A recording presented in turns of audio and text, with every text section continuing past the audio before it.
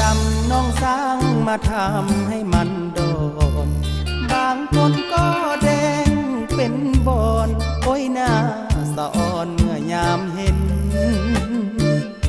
เบิ่งเป็นคนลาวแก้มขาวนอนเนื้อเย็นเส้นผมสีดำบ่ค่อยเห็นนึกว่าเป็นคนต่างแดนผมดำน้องย้อมสีทองแบบเมืองนอกเบิ่งแล้วก็งามอยู่ดอกแต่มันออกตำลาบ้านเขายามน้องเบ้าจากก็เป็นภาษาแบบลาวน้องเอ๋ยอย่าหลงมัวเมาเหมือนเจ้าสาวหนุ่มผมทองมีดของลาวเก่าผมเบียงแพ้เคยมีมาตั้งแต่น้องอย่าไปแห่สังคมบ้านเขาเรื่องฮี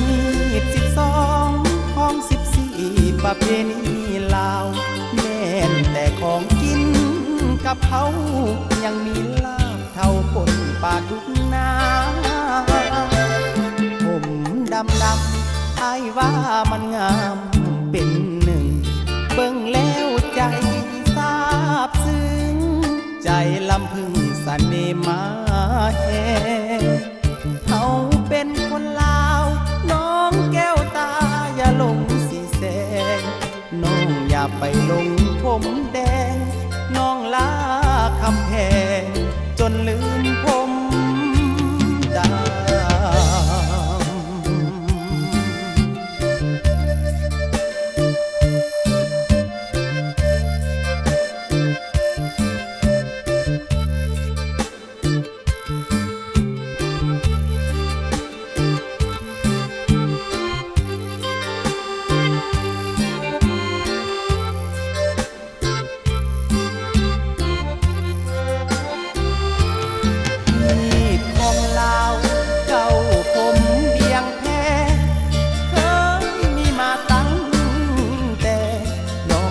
ไปแห่สังคมบ้านเขาเรื่องฮี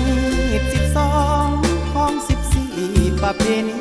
ลาวแม่นแต่ของกินกับเขายังมีลาบเท่าคนป่าทุกนาผมดำอ้ายว่ามันงามเป็นหนึ่งเบิ่งแล้วใจซาบซึ้งใจลำพึงเสน่ห์มาแห่เขาเป็นคนลาวน้องแก้วตาอย่าหลงสีแสงน้องอย่าไปหลงผมแด